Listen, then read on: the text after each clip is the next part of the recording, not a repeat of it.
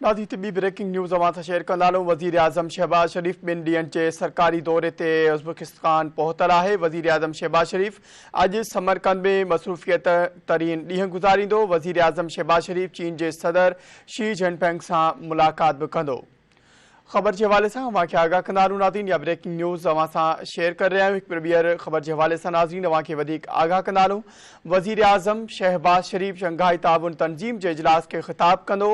वज़ीर आज़म दौरे की पुॼाणी खां अॻु इमाम बुखारी की मज़ार ते हाज़िरी पिण भरींदो।